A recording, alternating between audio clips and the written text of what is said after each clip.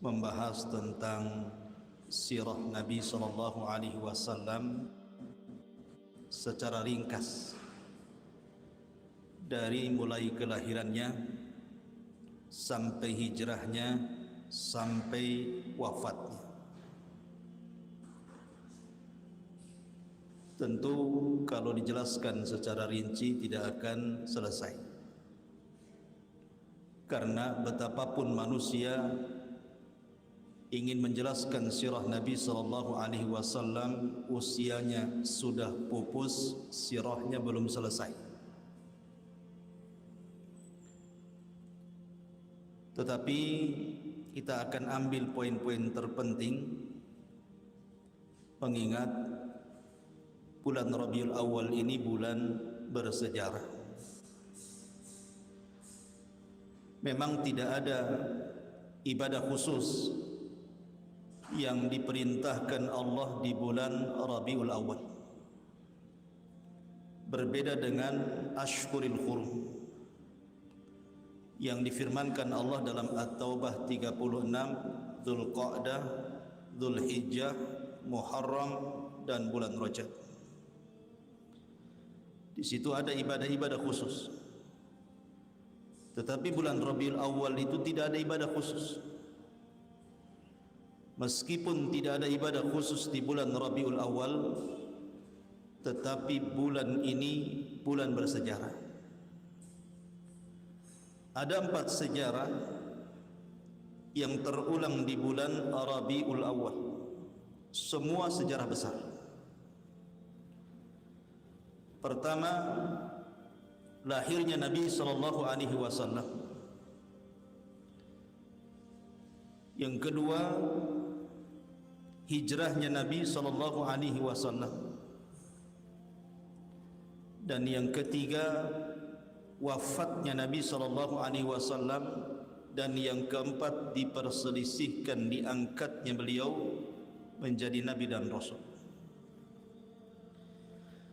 Ma'asyiral muslimin yang dimuliakan Allah Subhanahu wa taala, saya minta antum sabar, nanti mungkin agak lama sedikit ya malam ini, karena sejarah Nabi cukup panjang, tetapi saya akan ringkas seringkas-ringkasnya. Di dalam Al-Quranul Karim ada 2 surat yang sangat pendek yang antum semua hafal. Pertama suratul Fil, dan yang kedua surah Quraisy. Yakin antum hafal surat ini karena paling pendek. Di dalam suratul Fil, Allah Subhanahu wa taala menggambarkan bagaimana Allah Subhanahu wa taala menghancurkan tentara Abrahatul Asram yang hendak menggempur Ka'bah. Dan Allah Subhanahu wa taala jadikan mereka ka'asfin ma'kul, seperti daun yang dimakan ulat. Tidak ada yang tersisa dari pasukan Abraha kecuali dibinasakan. Adapun yang hidup dan berhasil lari,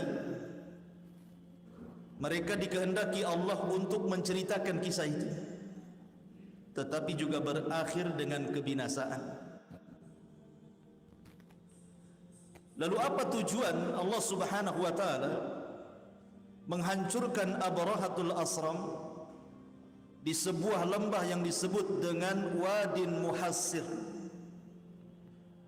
Wad artinya lembah, Muhassir itu pengepungan, lembah pengepungan.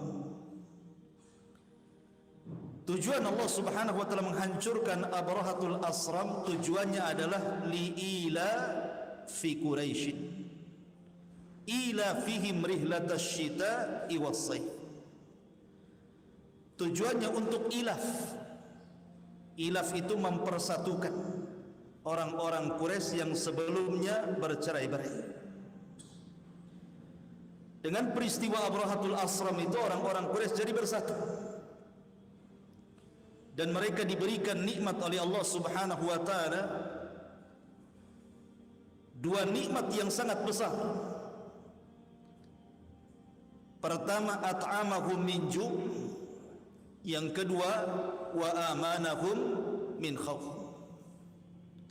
Pertama, Allah limpahkan rizkinya sehingga tidak ada orang kelaparan. Yang kedua, Allah berikan keamanan. Ma'asyiral muslimin yang dimuliakan Allah Azza wa Jalla, maka ketika Allah Subhanahu wa taala menghancurkan Abrahatul Asram, ya, karena Abraha tidak mungkin menghancurkan tanah haram,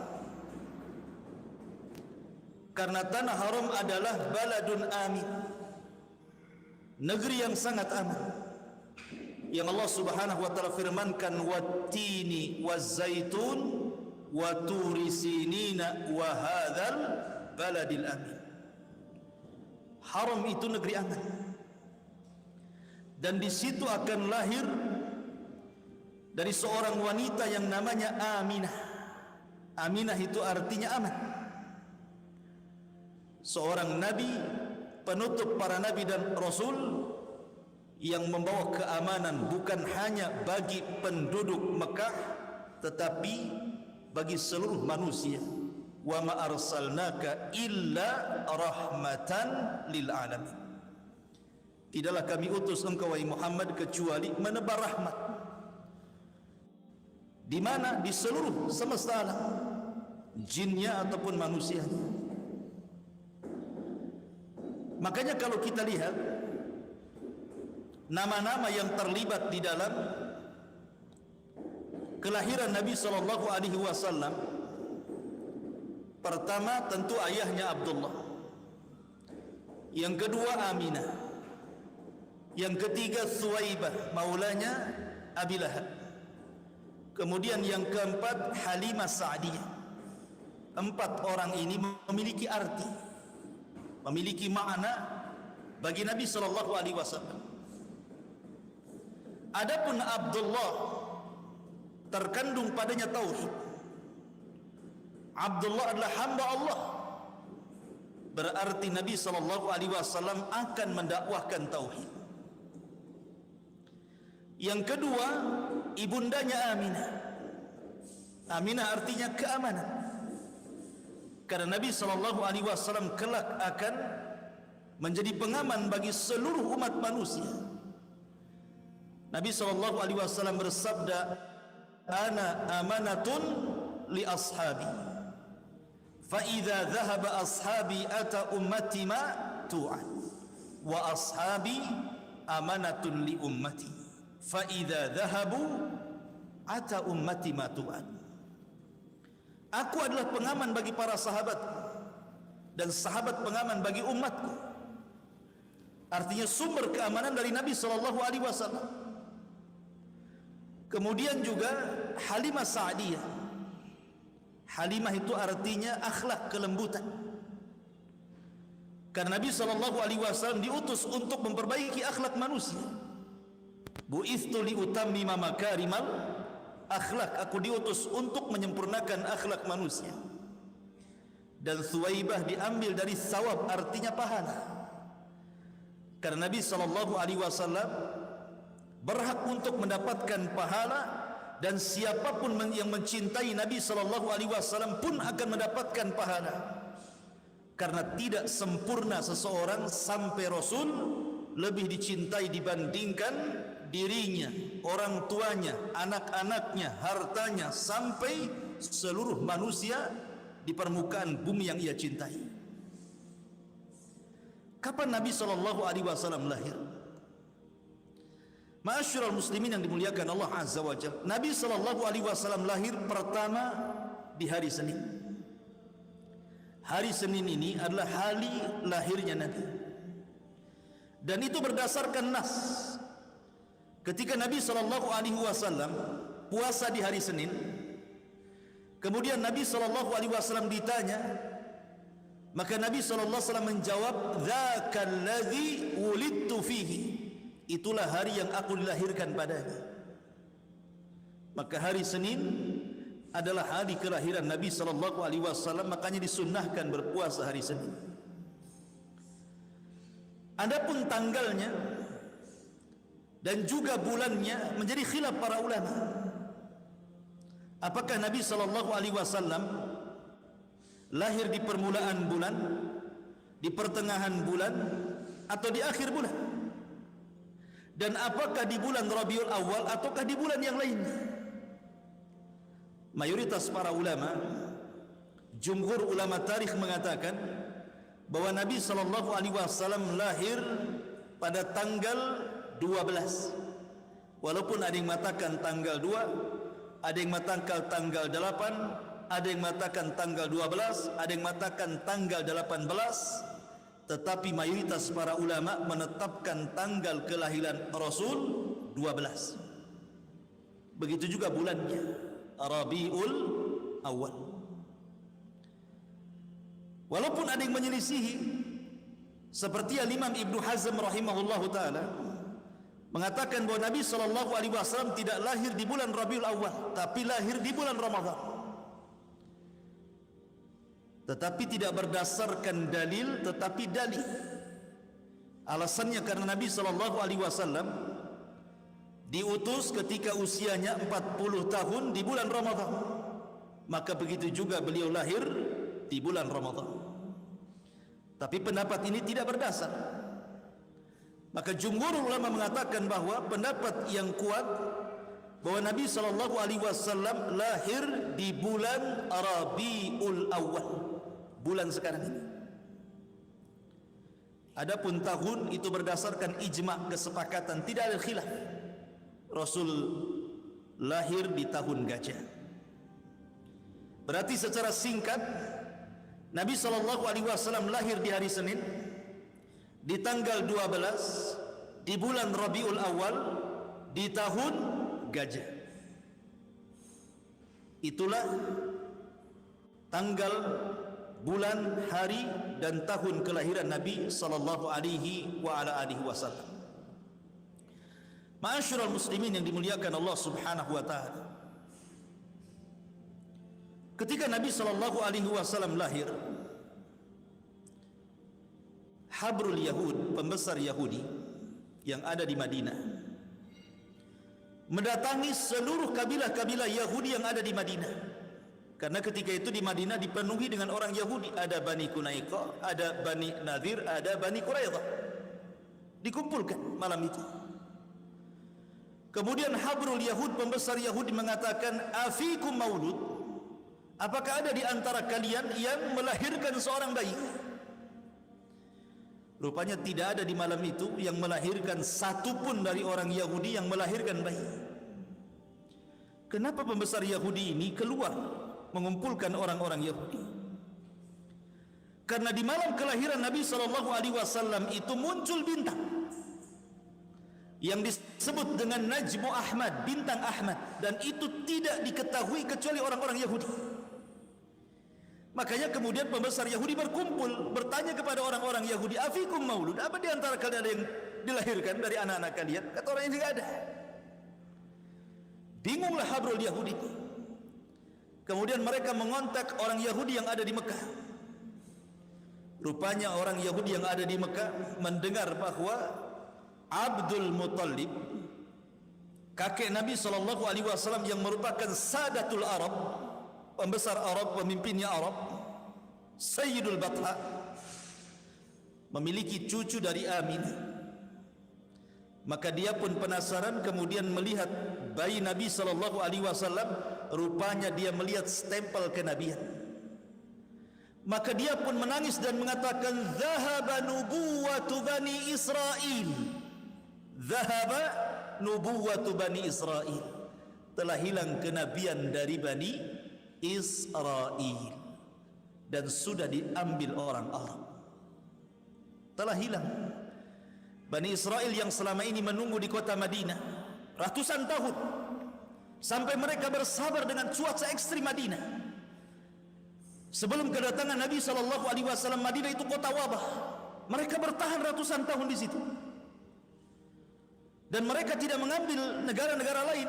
mereka tidak hijrah ke Yaman yang sudah jelas-jelas subur tanahnya, tidak juga kemudian menetap di Syam yang sudah jelas-jelas memang Syam itu kota yang sangat maju, tapi mereka kemudian malah memilih di Madinah karena mereka berangan-angan akan lahir seorang nabi dari Bani Israel dan Madinah itu tempat munculnya.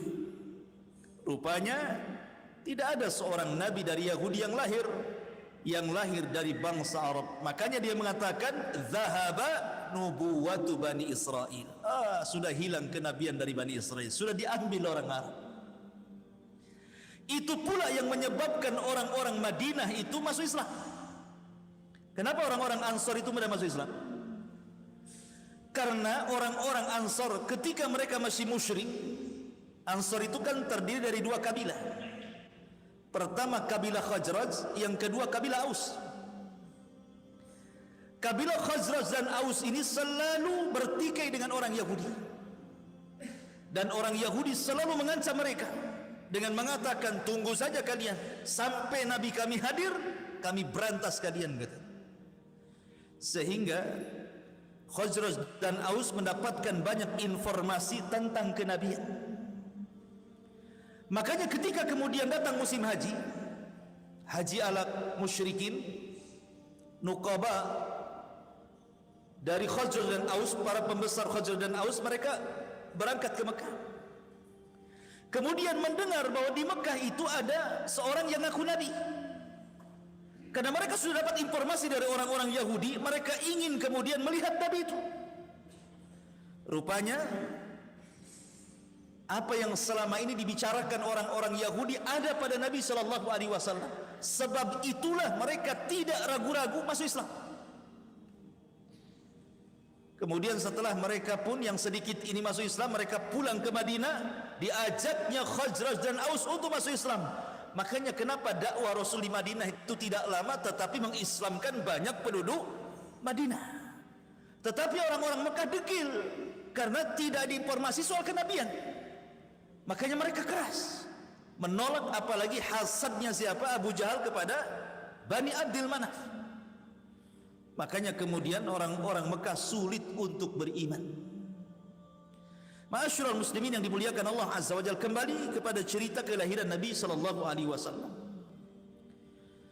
Ketika Nabi sallallahu alaihi wasallam lahir, sebelumnya Abdul Muttalib bermimpi bahwa dia akan punya cucu dan disuruh memberi nama Muhammad ataupun Ahmad. Maka betul saja, rupanya Aminah setelah 50 hari tragedi perang Gajah, kurang 3 tahun kan 50 hari itu, 2 tahun lebih, tiba-tiba kemudian Aminah mengandung. Maka Abdul Muttalib senang ketika betul-betul kemudian dia lahir.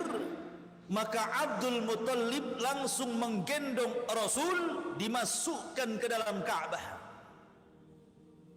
Jadi Rasul itu awal maulud yang adkhala Abdul Muttalib al-Ka'bah.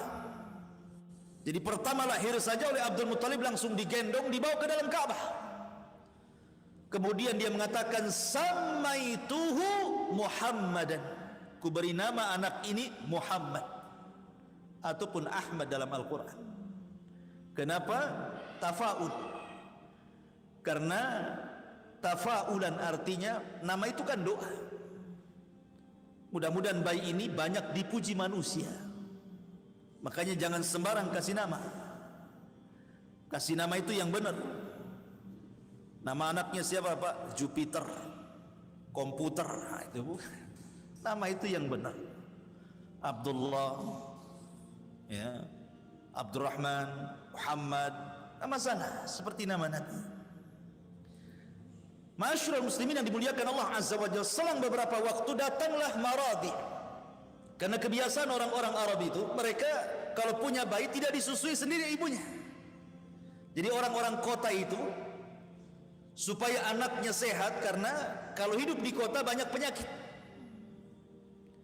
Kemudian anaknya tidak terdidik, kemudian bahasanya kacau, kemudian kesehatannya terganggu. Makanya anak-anak orang kota, Rasul itu lahir di kota. Rasul itu lahir di kota. Tidak ada nabi yang dari desa. Semua nabi itu orang kota. Bukan berarti merendahkan desa, tidak.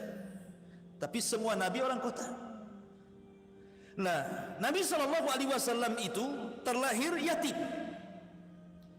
Karena Abdullah ketika safar ke Madinah terkena huma Yathrib, terkena wabah Yathrib. Mungkin di zaman sekarang macam corona. Karena Madinah dahulu itu penuh dengan wabah sebelum masuknya Rasul ke Madinah. Tapi setelah hijrahnya Nabi SAW ke Madinah, hilang wabah itu. Makanya disebut Madinatun Thayyibah, Madinah yang baik, tidak ada wabah lagi. Lah Nabi SAW akhirnya terlahir yatim karena Abdullah meninggal karena wabah. Dan Rasul itu seyatim-yatimnya anak yatim, karena ketika brojol saja dia tidak melihat ayahnya. Karena ayahnya meninggal ketika Rasul 6 bulan dalam kandungan Aminah.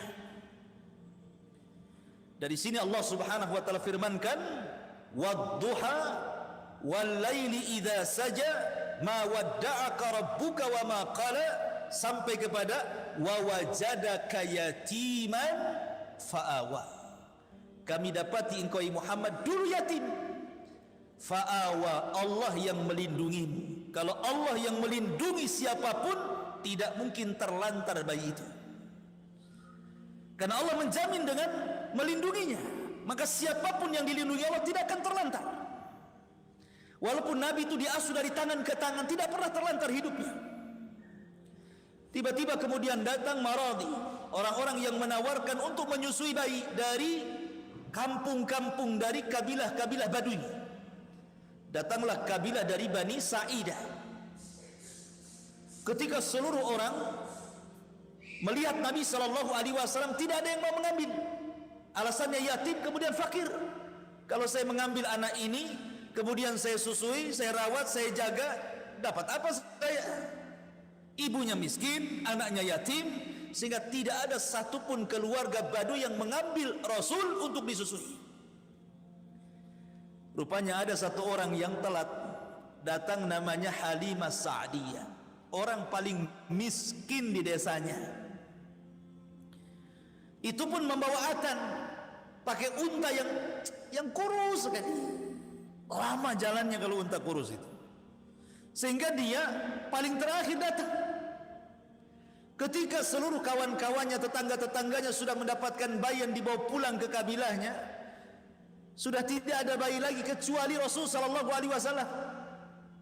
Mikir Halimah sudah yatim, miskin pula, tapi kemudian suaminya memastikan enggak apa-apa, bawa saja anak ini, mudah-mudahan ada berkah. Akhirnya kemudian Halimah pun setuju. Setuju untuk membawa Nabi sallallahu alaihi wasallam.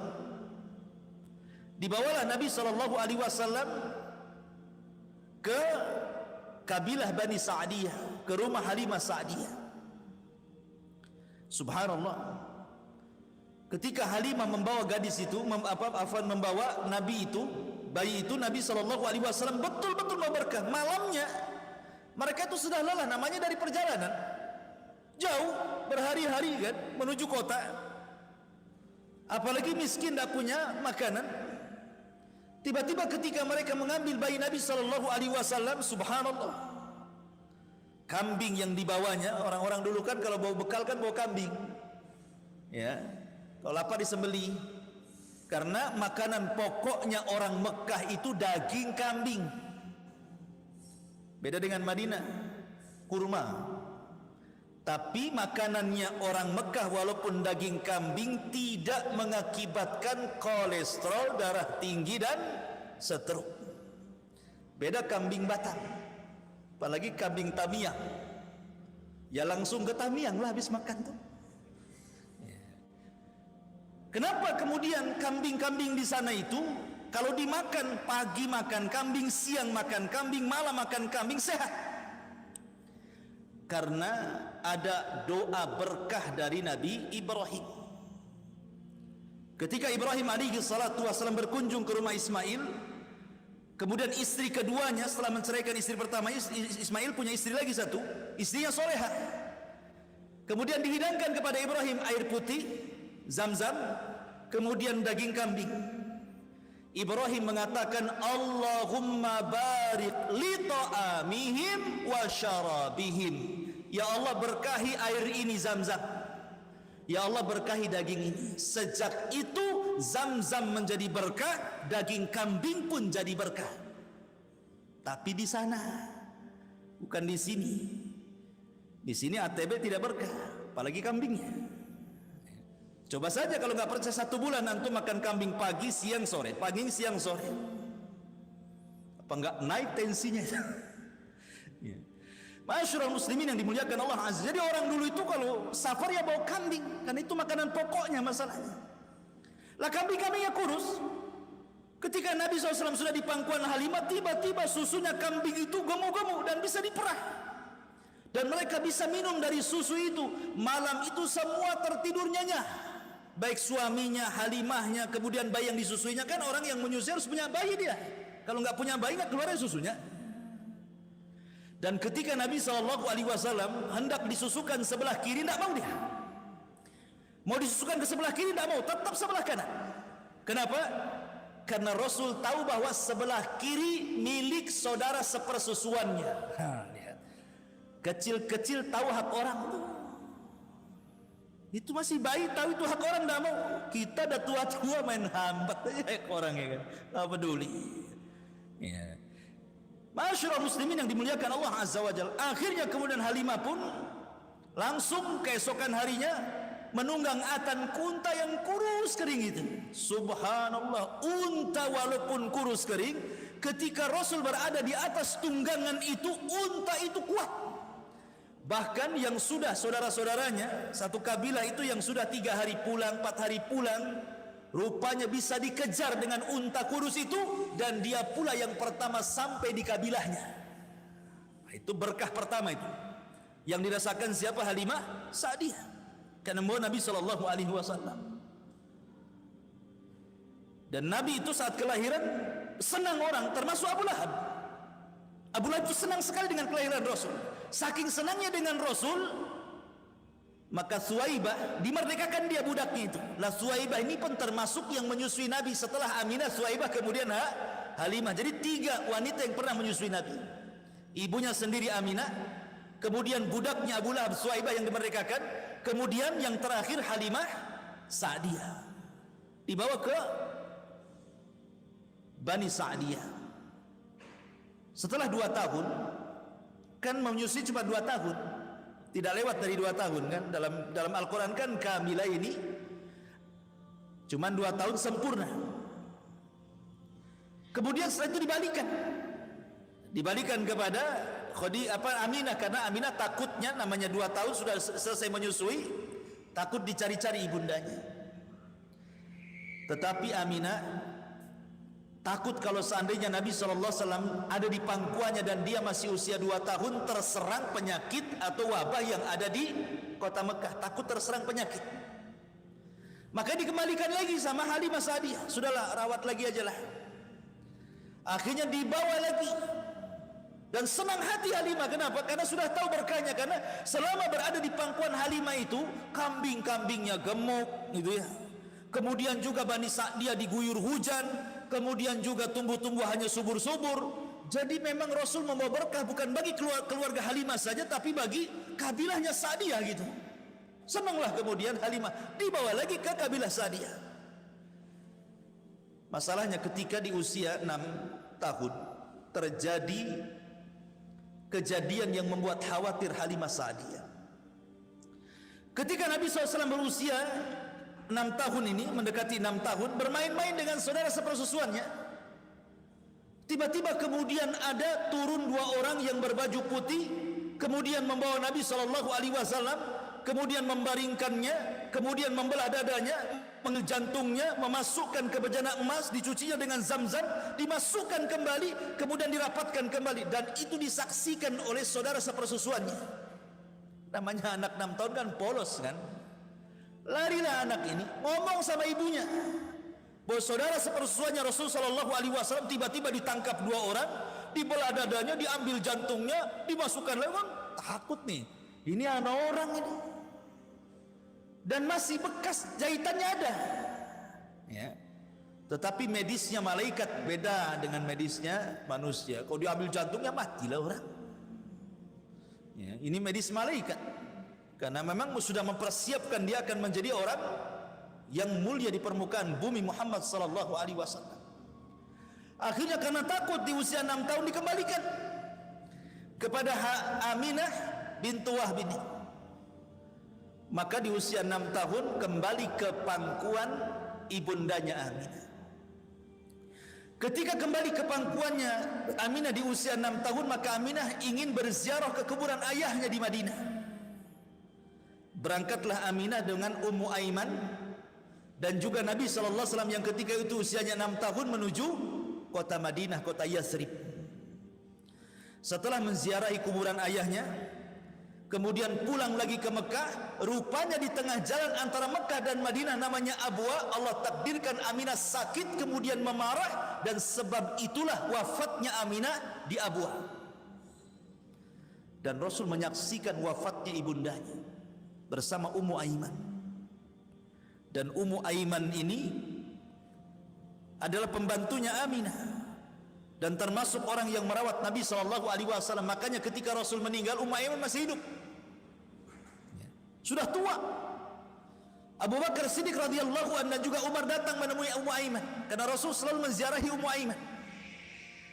Ketika itu Ummu Aiman melihat Abu Bakar Siddiq dan Umar langsung menangis. Kemudian Abu Bakar mengatakan, jangan menangis wahai Ummu Aiman, sesungguhnya Rasul meninggal itu sudah lebih baik bagi dia, karena pilihan di sisi Allah jauh lebih baik daripada dia tinggal di dunia. Kata Ummu Aiman, bukan itu yang kutangisi, bukan kematian Nabi, tetapi kutangisi karena dengan kematian terputuslah wahyu Allah Subhanahu wa ta'ala. Itu yang kutangisi.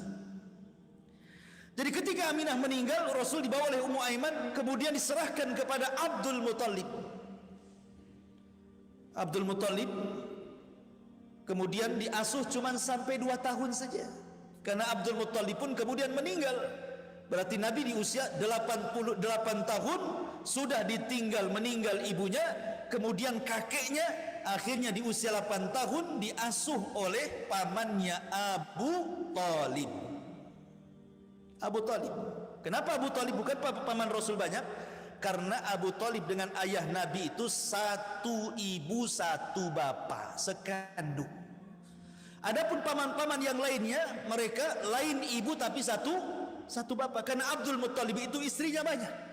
Tirulah seperti Abdul Muttalib, istrinya banyak.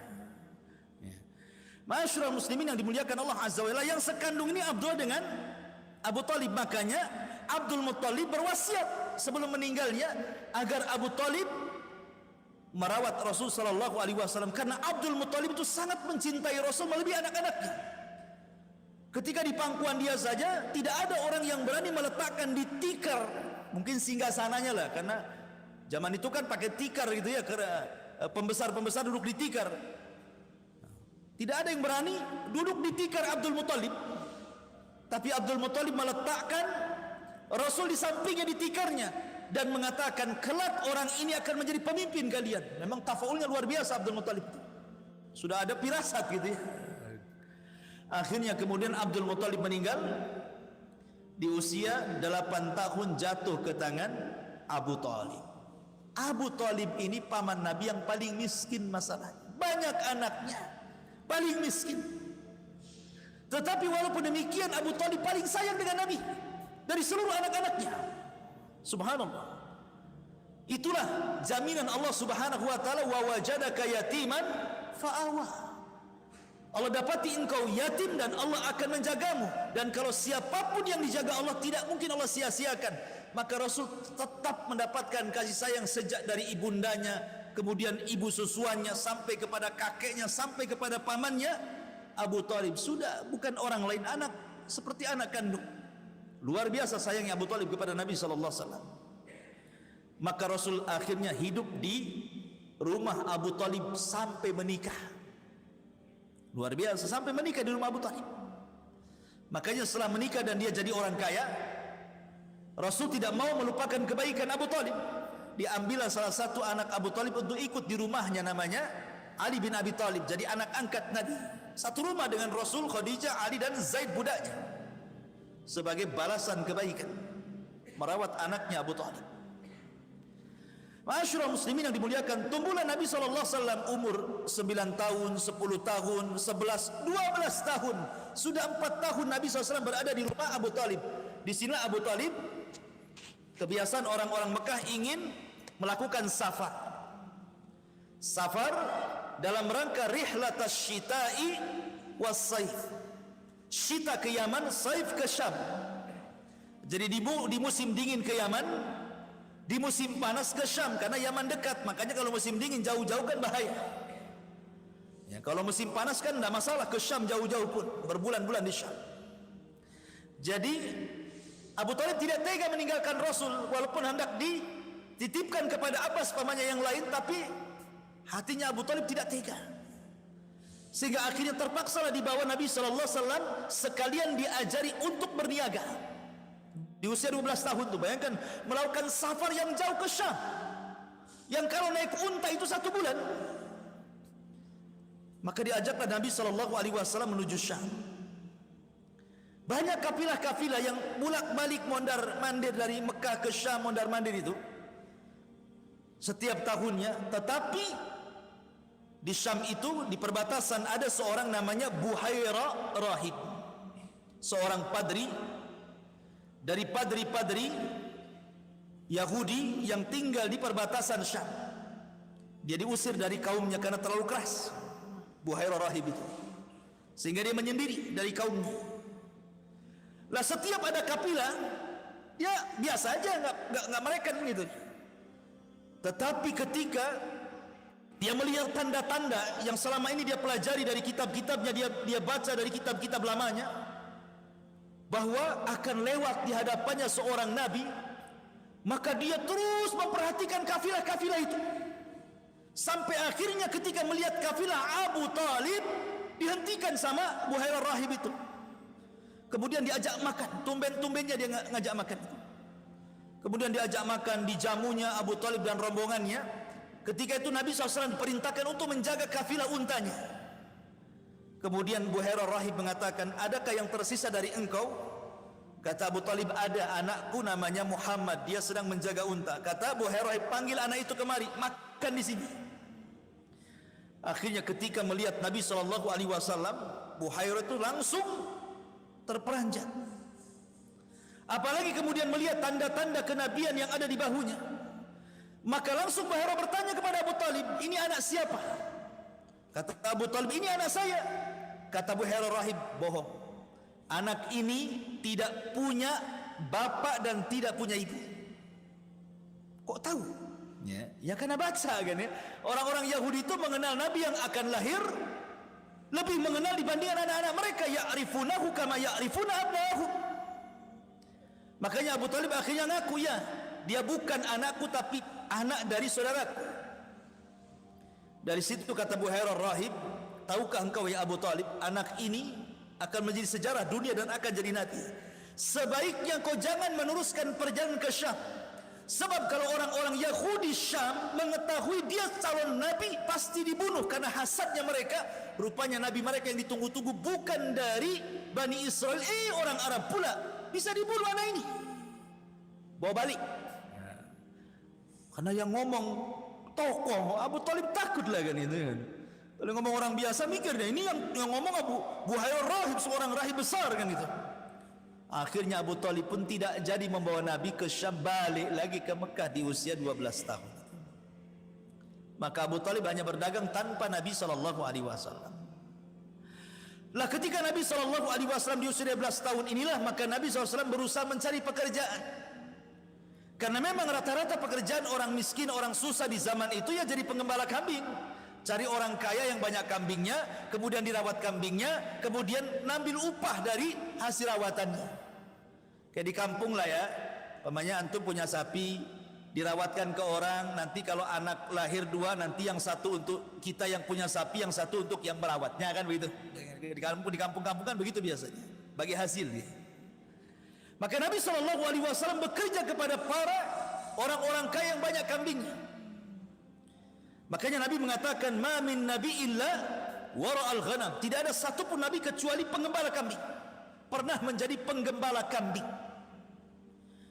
Lah ketika Nabi menjadi penggembala kambing, inilah masyhur akhlak Nabi. Mulai terkenal akhlak Nabi sejak Rasul menjadi penggembala kambing ini. Dikenal kejujurannya, dikenal amanahnya, dikenal akhlaknya. Karena di usia remaja, seusia Nabi SAW itu, kalau di zaman jahiliyah, mereka terbiasa minum khamar, terbiasa main perempuan, terbiasa maksiat kepada Allah Azza wa Jal, terbiasa ngomong ucapannya kotor-kotor gitu ya. Tapi Nabi SAW tidak pernah mendekati sebagaimana gaya hidup anak-anak remaja di zaman itu. Rasul tidak pernah memegang botol khamar, Rasul tidak pernah mencaci maki, Rasul tidak pernah mengeluarkan kata kotor, Rasul tidak pernah berzina, Rasul tidak pernah maksiat gitu ya. Dia hanya sibuk dengan kambingnya. Maka mulailah terkenal akhlaknya Rasul di saat itu. Ketambah-tambah ketika musim kawin, musim menikah gitu kan. Kan banyak acara-acara walimah di mana-mana, walimatul arus itu. Ya kayak kita juga lah, walimatul arus itu kan kalau zaman dulu ya pakai organ tunggal, kalau nggak nyewa organ tunggal nggak sah kayaknya. Harus nyewa organ tunggal dulu ya. Harus ada minumannya, malamnya judi gitu ya. Kalau orang-orang dulu itu. Maka Rasul Shallallahu Alaihi Wasallam diajak kawannya, ayo kita datanglah ke walimah. Rasul tidak mau. Kalau begitu maka kalau engkau tidak mau pergi bersama kami Muhammad, ya sudah, kami titipkan kambing-kambing kami. Maka sejak itulah Rasul jadi penitipan kambing. Ya.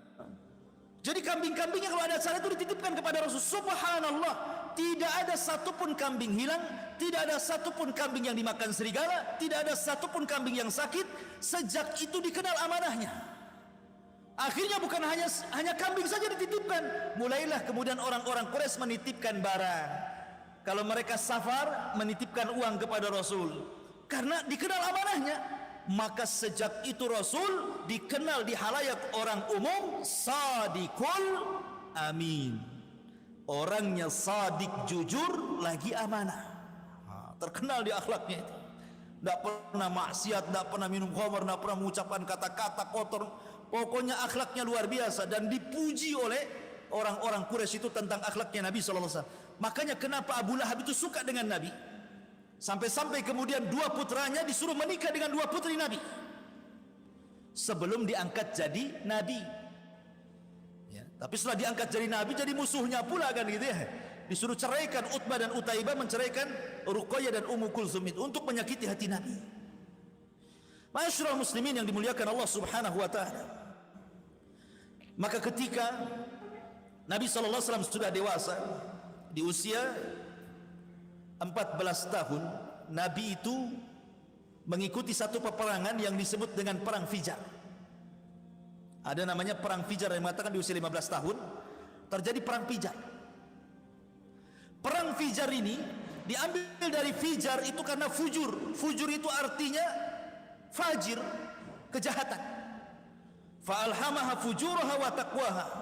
Allah mengilhamkan yang jahat dan yang takwa gitu ya. Disebut perang Fijar dari fujur.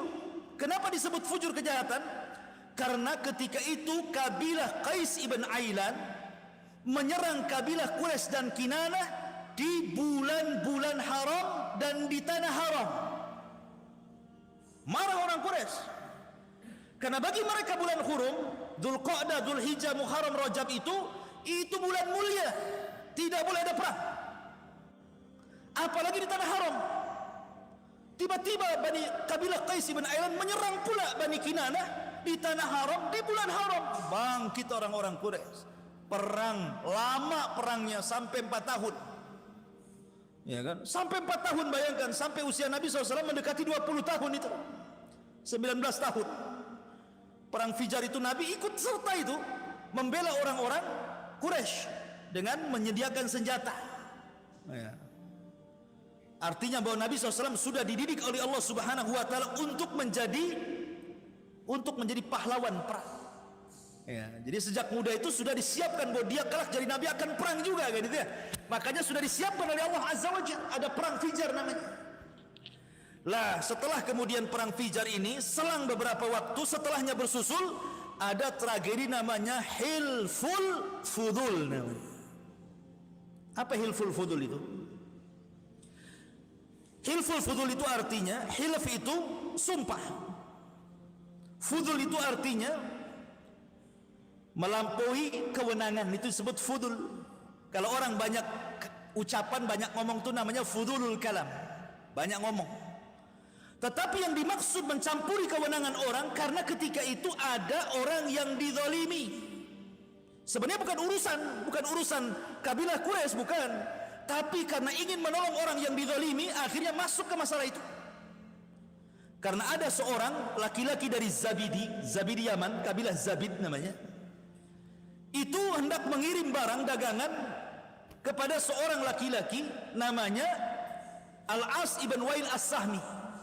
Al-As ibn Wail As-Sahmi, dia mesen barang kepada seorang laki-laki dari Yaman namanya Zabidi. Sudah dikirim barangnya, nggak mau bayar. Kurang ajar nggak? Ya. Jadi sudah diambil barangnya, nggak mau bayar. Akhirnya laki-laki dari Yaman Arab ini, dari Zabid ini, pergi ke Mekah. Kemudian berdoa di hadapan Ka'bah. Lah di sekitarnya ada pembesar-pembesar Quraisy. Maka ketika mendengar doanya, karena dia merasa dizalimi, bangkitlah tokoh-tokoh Quraisy membela anak muda ini dari kabilahnya Al-As ibn Wail As-Sahmi itu. Maka mereka pun sepakat kompak untuk membela orang ini. Makanya disebut hilful fudul namanya. Hilaf itu sumpah untuk menolong, fudul itu seolah-olah keluar dari wewenangnya, karena sudah, kenapa ikut campur? Karena ini orang yang dizalimi harus tolong. Akhirnya kemudian mereka sepakat, termasuk Rasul ikut dalam hilful fudul. Makanya Rasul ketika diangkat jadi Nabi dan Rasul, kalau seandainya terulang hilful fudul, aku akan terlibat di situ. Karena itu sumpah setia untuk menolong orang yang dizalimi. Unsur akhaka zaliman aw madluman, kata Rasul. Tolong saudaramu yang zalim, artinya cegah kezalimannya, dan orang yang dizalimi tolong mereka. Terjadi hilful fudul. Ma'asyiral muslimin yang dimuliakan Allah Azza wa Jalla, baru setelah terjadi hilful fudul, Nabi SAW ketika di usia 20 tahun, dan akhlaknya itu sudah luar biasa, itu kedengar kemana-mana. Didengarlah oleh seorang wanita yang sangat suci, yang gelarnya disebut Tahirah, wanita suci. Kenapa disebut wanita suci? Karena walaupun Islam belum ada, tapi wanita ini sudah menutup aurat, suka pakai hijab, namanya Khadijah bintu Khuwailid. Mendengar ada anak muda, akhlaknya bagus, dipuji orang Quraisy, kata Khadijah, ini bagus juga ini untuk diajak kerjasama. Karena selama ini Khadijah ini seorang janda, pernah menikahi dua laki-laki dan cerai dua-duanya dan punya anak. Ya. Dan banyak para pembesar Quraisy ingin melamar Khadijah, tapi ditolaknya. Karena Khadijah itu orang kaya, kaya sekali. Seandainya seluruh orang-orang kaya laki-laki Mekah dibandingkan kekayaan Khadijah, itu kekayaan Khadijah jauh lebih besar dibandingkan kekayaan mereka. Saking kayanya.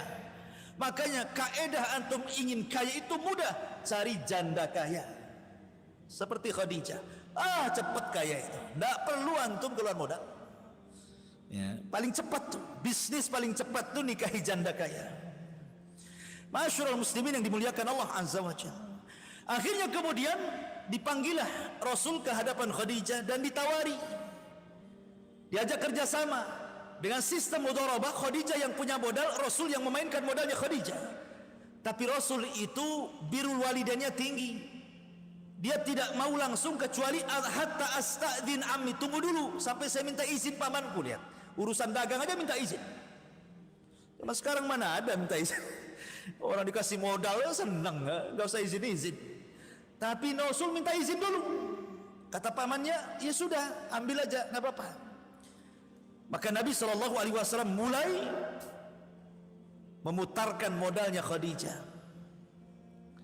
Awalnya di Mekah, ya dagang sekitar Mekah gitu ya, dan mendapatkan keuntungan luar biasa. Akhirnya Khadijah pun makin ingin yakin kalau mukim itu kan mungkin orang baik, bisa saja baik karena tetangga, karena satu kampung. Coba ketika safar, belum tentu orang itu baik. Karena safar itu disebut safar, artinya yusfirur rajul. Kenapa orang pergi disebut safar dalam bahasa Arabnya? Safar itu artinya memperlihatkan tabiat orang, itu disebut safar. Makanya ketika kita satu kampung baik, ketika safar nampak bakhilnya, nampak tidak mau nolongnya, nampak egoisnya, nampak semua nampak tuh kalau safar itu.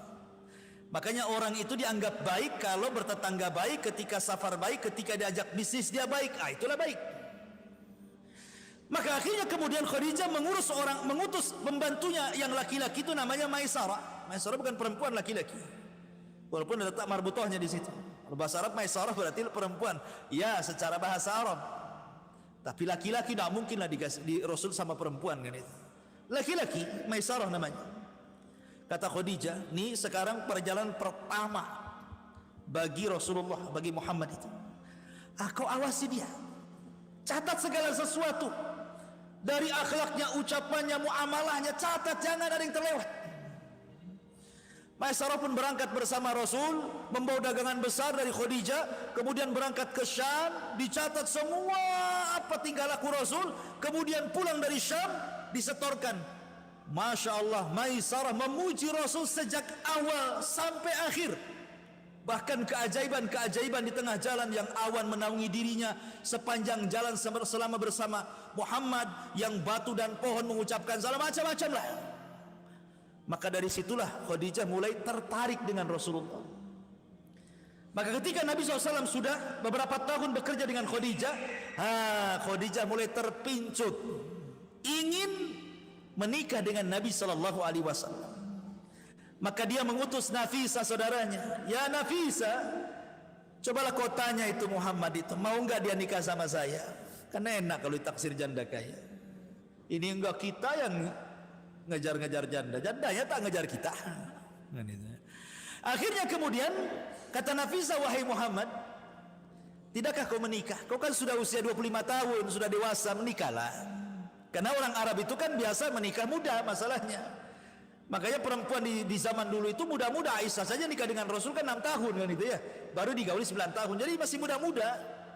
Jadi 25 tahun itu sudah waktunya menikah. Kata Rasul, dengan siapa saya harus menikah? Mau enggak kamu menikah dengan Khadijah? Kata Rasul, mikir dia. Tunggu dulu, saya minta izin pamanku. Lihat, minta izin terus dia. Dia nggak pernah diputuskan. Ya.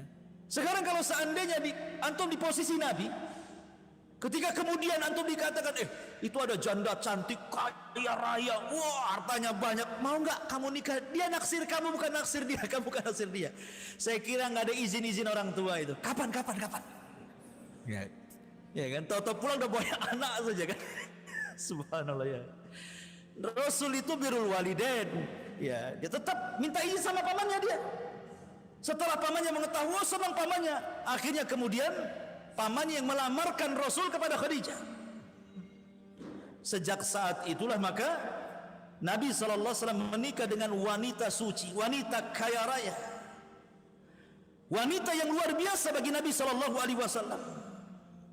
Dan Rasul membuktikan di halayak orang-orang Arab jahiliyah bagaimana memuliakan seorang wanita yang ketika itu wanita direndahkan. Khadijah dihormati karena kaya saja. Kalau dia miskin nggak dihormati. Ya. Masyaallah muslimin yang dimuliakan Allah Subhanahu wa taala. Maka resmilah Rasul menikah dengan Khadijah dengan mahar yang luar biasa, dengan menyembelih 10 ekor unta sebagai walimahnya dan membagi-bagi kepada fuqara wal masakin. Walimah antum pakai apa? 1 ekor kambing, 2. Ini 10 unta sembelih. Kadang-kadang nasi kotak pula walimah. Masyaallah muslimin yang dimuliakan Allah Subhanahu wa taala. Akhirnya kemudian setelah menikah dengan Khadijah, maka Nabi SAW diserahkan oleh Khadijah. Karena Khadijah kan sudah lama Rasul bekerja sama dia, kan tahu akhlaknya, tahu muamalahnya, tahu kebaikannya. Maka Khadijah 100% yakin dengan Rasul. Ketika sudah menikah saja, dia menyerahkan seluruh kekayaannya, seluruh bisnisnya kepada Nabi SAW. Luar biasa. Anda nggak yakin kalau antum dapat janda kaya, diserahkan hartanya, itu nggak yakin. Karena nggak yakin sama antum masalahnya. Nanti nikah lagi antum. Masyaallah muslimin yang dimuliakan Allah Azza wa Jalla. Artinya bahwa Khadijah yakin betul dengan Nabi, diserahkan semuanya. Murni Khadijah menjadi ibu rumah tangga. Dan subhanallah, Allah karuniakan kepada Rasul banyak anak dari Khadijah. Lahirlah Zainab, lahirlah Ruqayyah, lahirlah Ummu Kulsum, lahirlah Fatimah. Ini perempuan, semua hidup dan semua menyaksikan mereka menikah. Mereka hidup sampai menikah dan punya anak sebagian mereka. Tapi yang laki-laki disayangkan mati di waktu bayi. Punya anak Qasim laki-laki mati di usia hitungan bulan. Kemudian punya anak lagi Abdullah mati juga di hitungan bulan. Jadi Nabi SAW tidak punya garis keturunan laki-laki. Walaupun ada dari budaknya Maria Qibtiyah yang diberi nama Ibrahim pun meninggal dunia. Padahal garis keturunan itu dari laki-laki kan. Makanya orang Arab itu melarang wanitanya menikah dengan laki-laki di luar Arab, karena akan merusak nasab. Tapi kalau laki-lakinya suka-suka dia lah, mau nikah sama orang Batam, mau nikah sama orang Garut, sama terserah, karena nasab ke bapak semua, ya kan? Tetapi Nabi itu bukan bapak bagi anak-anaknya. Maka Muhammadun aba ahadin mir rijalikum, walakin Rasulullah wa khataman nabiyyin. Rasul itu bukan bapak bagi anak-anaknya saja, tapi Rasul itu bapak bagi seluruh umatnya. Makanya istri Nabi disebut Ummul Mukminin, ibunya orang-orang yang beriman. Berarti Nabi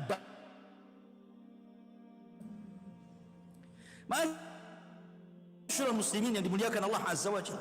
Setelah kemudian menikah dengan Khadijah dan dia memainkan perannya seorang bisnismen, maka makin kaya, makin kaya, makin kaya. Disitulah Rasulullah SAW akhirnya berjumpa dengan Abu Bakar, berjumpa dengan Utsman, berjumpa dengan Abdurrahman bin Auf, berjumpa dengan para pembisnis hebat, ulung-ulung itu. Karena Rasul juga orang kaya, pembisnis juga, sehingga mereka kadang safar bersama ke Syam, safar ke Yaman. Rasul dikenal bukan hanya orang kaya saja, tapi akhlaknya luar biasa. Jarang orang kaya akhlaknya bagus. Jarang orang kaya orangnya dermawan gitu. Nabi itu luar biasa terkenal akhlak dan juga kekayaannya. Lah ketika Nabi sudah di puncak suksesi loh, kesuksesan dia, di puncak kesuksesannya, di usia ya sekitar 37 tahun. Ya, sebelumnya Rasul juga pernah menyatukan bangsa Arab ketika Ka'bah roboh kan. Ya, kemudian setelah dibenahi, perang nih, orang-orang ribut dengan Hajar Aswad. Ini siapa yang meletakkan nih Hajar Aswad nih? Kata kabilah ini saya, kata kabilah ini saya. Akhirnya ditengahi. Sebaiknya yang meletakkan batu ini, tunggu siapapun yang datang dari pintu sebelah sana, maka dia yang berhak. Rasul datang dari pintu itu. Ya. Akhirnya Nabi SAW dengan kecerdasannya, sudahlah ambil kain, letakkan batu di tengah kain, kalian pegang satu-satu di ujung-ujung kain, kan sama-sama ngangkat namanya. Disatukan kabilah-kabilah itu. Ya. Dan dulu Masjidil Haram bukan Masjidil Haram namanya. Ya. Dulu juga Masjidil Aqsa bukan Masjidil Aqsa namanya. Dulu namanya Al-Bait. Masjidil Aqsa disebut Baitul Maqdis. Sejak turun surah Al-Isra itulah Subhanalladzi asra bi abdihi lailan minal masjidil haram ilal masjidil aqsa. Sejak itulah Al-Bait disebut Masjidil Haram dan Baitul Maqdis disebut Masjidil Aqsa. Ya, sejarahnya seperti itu. Nah, Nabi SAW akhirnya karena sudah kaya sekali gitu, tetapi melihat akhlak orang-orang Arab ini bejat masalahnya.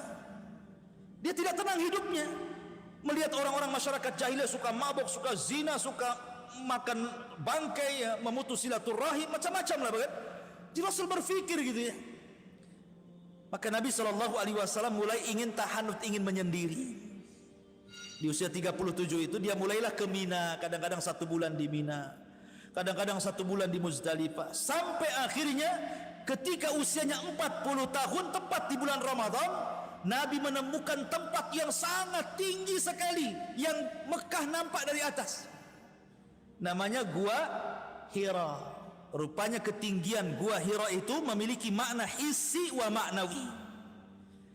Artinya hissi bahwa Nabi berada di ketinggian, bahwa dia akan menjadi orang yang paling tinggi di seluruh bangsa Arab.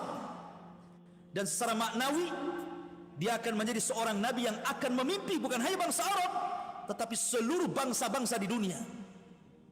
Disitulah Rasul di bulan Ramadan selama 1 bulan tinggal di Gua Hira. Khadijah bolak-balik ngantar makan. Maka ketika tanggal, ada yang mengatakan 27 Ramadan, ya, karena Al-Quran turun itu di akhir 10 akhir Ramadan. Keliru ada orang yang mengatakan nuzulul Quran itu tanggal 17. Karena tanggal 17 itu tidak ada Lailatul Qadar. Lailatul Qadar itu kalau tidak tanggal 21, 23, 25, 27, 29. Antara itulah Quran turun. Walaupun ulama yang merojekkan 27 kan, 27 Ramadan itu. Anggaplah Rasul di tanggal 27 Ramadan, artinya sudah 27 hari Rasul dalam gua itu. Tiba-tiba datang orang yang berbaju putih sangat tampan, kekar gitu ya, memeluk Rasul dari belakang. Kemudian membisikkan, "Iqra ya Muhammad. Iqra ya Muhammad." Rasul ini tidak bisa baca tulis, maka ini mengatakan ma'ana biqari, ma'ana biqari. 3 kali disuruh Iqra dan tidak bisa. Akhirnya mulailah ditalkinkan oleh orang ini dan mengatakan, "Iqra bismi rabbikal ladzi khalaq, khalaqal insana min 'alaq, Iqra wa rabbukal akram alladzi 'allama bil qalam, 'allamal insana ma lam ya'lam." 5 ayat pertama surah Al-Alaq turun. Ketika itulah Rasul resmi diangkat jadi nabi. Baru 3 bulan setelahnya diangkat jadi Rasul dengan turunnya surah Al-Mudaththir 5 ayat. Karena surat yang pertama turun itu Al-Alaq, itu nomor 1. Nomor 2-nya Al-Mudaththir. Nomor 3-nya Nun. Nomor 4-nya Muzammil. Nomor 5-nya Al-Fatihah. Nomor 6-nya Al-Lahab. Baru surat-surat terus sampai selesai. Ya. Ma'asyiral muslimin yang dimuliakan Allah Azza wa Jalla. Jadi ketika Nabi SAW kemudian sudah dinobatkan jadi Nabi dengan turunnya surah Al-Alaq 5 ayat pertama ini, maka Nabi SAW pun pulang. Ya.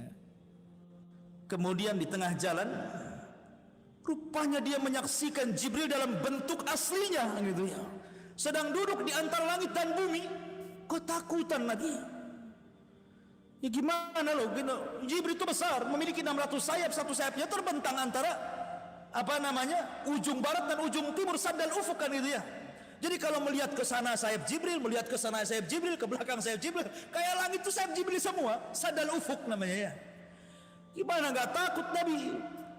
Makanya Nabi SAW kemudian pulang dan mengatakan kepada Khadijah, "Dathiruni, dathiruni ya Khadijah, selimuti aku, selimuti aku."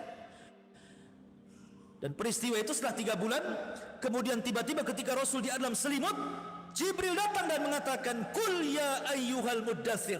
Hei orang yang berselimut, "Qum fa'angdir." Qum fa'angdir. Berdiri, jangan tidur. Beri peringatan orang-orang. Wa rabbuka fakabbir. Dan Rabbmu besarkan. Wa thiyabaka fatahhir. Bersihkan pakaianmu. Wa ruzza fahjur. Dan begitu seterusnya. Maka resmilah diangkat jadi Nabi. Jadi Nabi itu konsekuensinya kita wajib membenarkan, Rasul itu konsekuensinya kita wajib mengikuti. Jadi kalau Nabi itu wujubut tasdik, kalau Rasul itu wujubul ittiba, gitu ya bahasanya. Nabi itu harus dibenarkan, kalau Rasul harus diikuti. Kenapa? Karena ketika jadi Nabi, Rasul tidak disuruh untuk menyampaikan. Ya, ketika jadi Nabi, Rasul tidak disuruh untuk menyampaikan, yang disuruh untuk belajar. Iqra, iqra, iqra kan itu. Suruh belajar. Belum ada disuruh menyampaikan. Ketika diangkat jadi Nabi, suruh menyampaikan. Makanya Nabi itu harus dibenarkan dan Rasul harus diikuti. Makanya kenapa ada istilah ikhlas wal ittiba namanya. Kita harus ikhlas dan harus ittiba mencontoh Nabi SAW. Masyarul muslimin yang dimuliakan Allah Azza wa Jalla, dan itu di usia 40 tahun. Dari sini faedahnya bahwa usia Rasul kenapa tidak diangkat ketika di usia 20 tahun? Ketika di usia 30 tahun, bisa saja Allah mengangkat dia di usia 30 tahun kan? Tapi kenapa diangkat di usia 40 tahun coba? Karena 40 tahun itu nikmat Allah sudah sempurna. Rata-rata usia 40 tahun sudah punya istri, sudah punya anak, sudah punya rumah, sudah punya pekerjaan. Apalagi tinggal tobat ibadah kepada Allah. Alam ya'ni lilladzina amanu an tahsha'a qulubuhum bidzikrillah wa ma nazala minal haq. Tidakkah sampai usia-usia yang sudah 40 tahun itu untuk kembali mengingat Allah? Karena orang kalau sudah usia 40 tahun, kalau dia bertobat diberikan taufik sampai wafatnya. Kalau usia 40 tahun susah dia tobat, selamanya akan susah diberikan taufik. Percaya ya. Usia 40 tahun nih kalau terus maksiat nggak tobat, susah dapat taufik dia. Susah. Tapi kalau dia bertobat, maka akan makin jadi dia tobatnya. Ya. Makanya ada istilah tua-tua keladi. Ada tua makin jadi tobatnya. Bukan jadi nggak jelas itu ya. Ma'asyiral muslimin yang dimuliakan Allah Azza wa Jalla. Kemudian Rasul di usia 40 tahun diangkat jadi nabi. Mulailah Nabi SAW berdakwah. Disinilah tantangan Nabi luar biasa. Pertama yang didakwai siapa? Khadijah. Dan Khadijah orang yang pertama beriman kepada Rasul. Belum ada laki-laki beriman, Khadijah sudah beriman. Kemudian anak-anaknya, ya, Zainab, Ruqayyah, Ummu Kulthum, Fatimah, semua masuk Islam. Kemudian budaknya Zaid ibn Harithah. Kemudian Ali di usia 10 tahun, nah baru. Jadi inilah orang-orang yang pertama masuk Islam di rumah Nabi.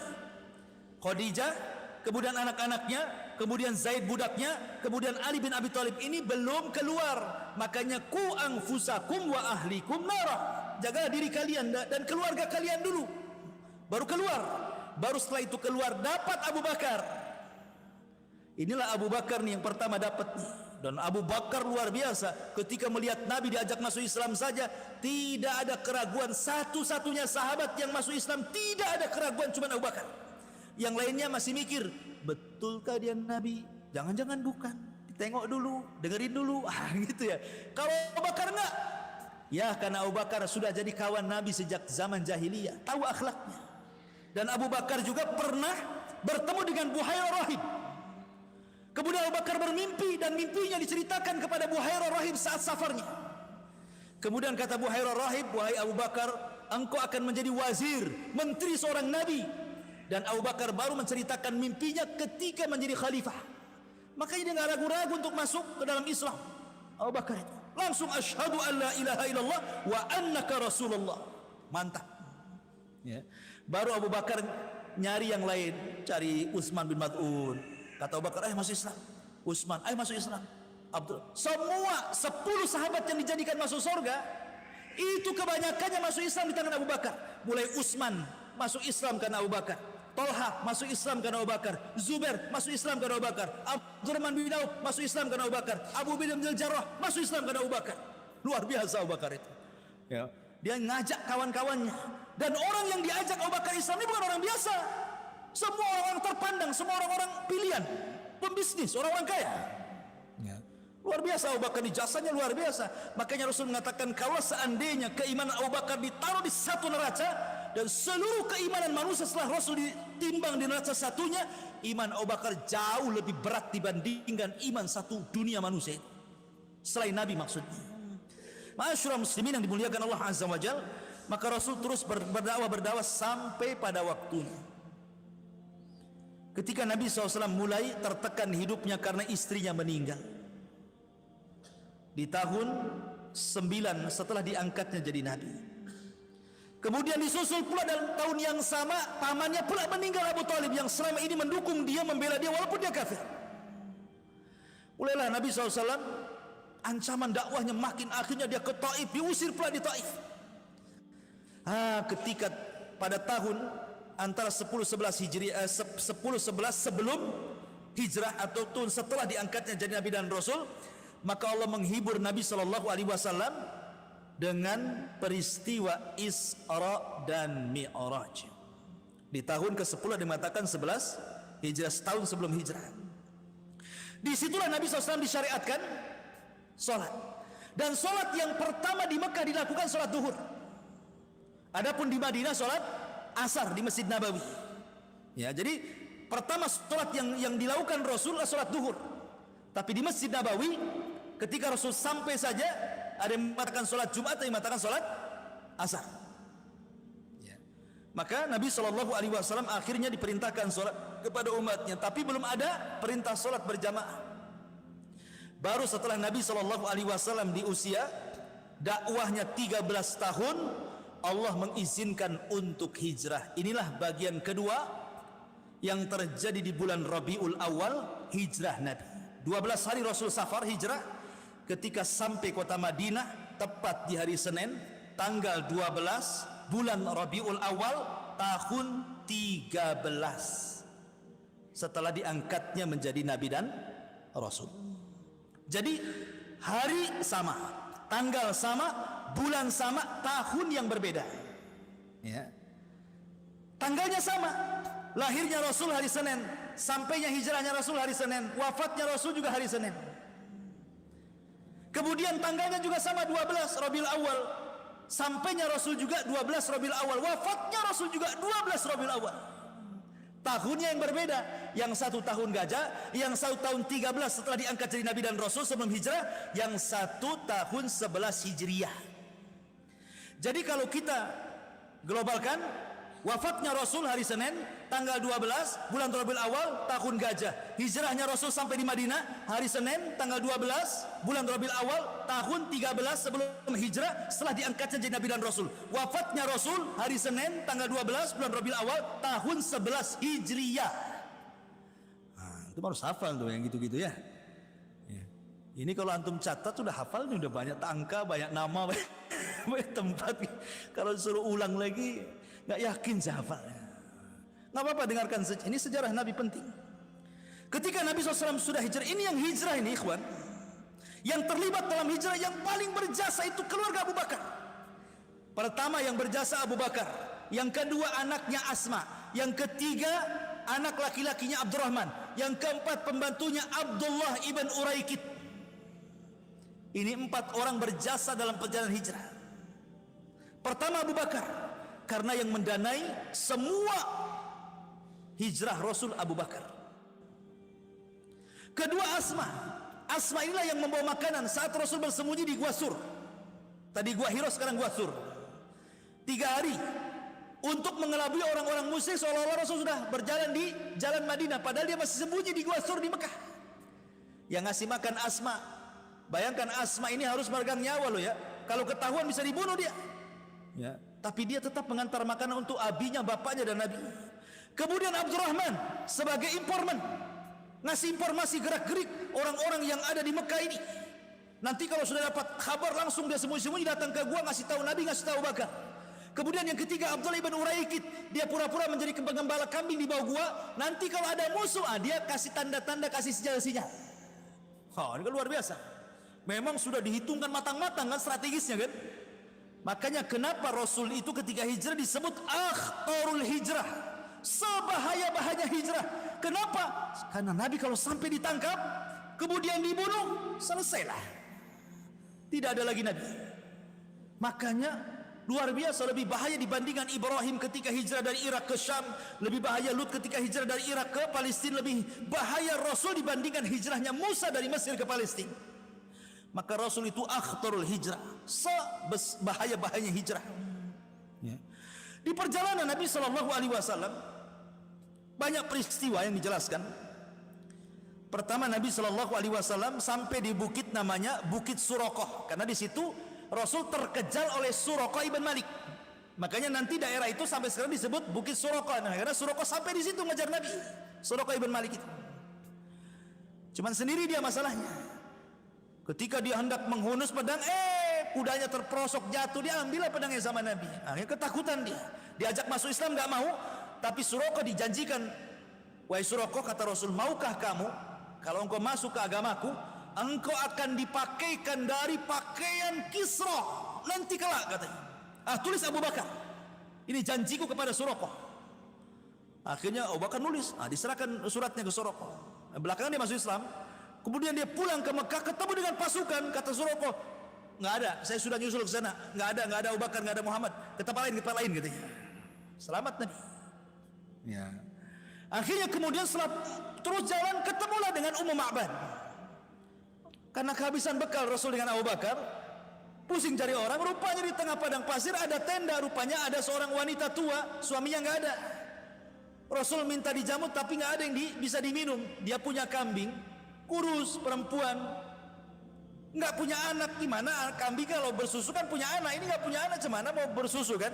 Tapi mujizatnya Rasul, langsung diusap kambingnya, tiba-tiba susunya gemuk-gemuk, diperas sama Rasul, dapatlah banyak tuh susunya. Keajaiban Rasul, mujizat namanya. Antum walaupun ngelus-ngelus 100 kali gak akan keluar itu, karena bukan, antum tidak punya mujizat. Ya.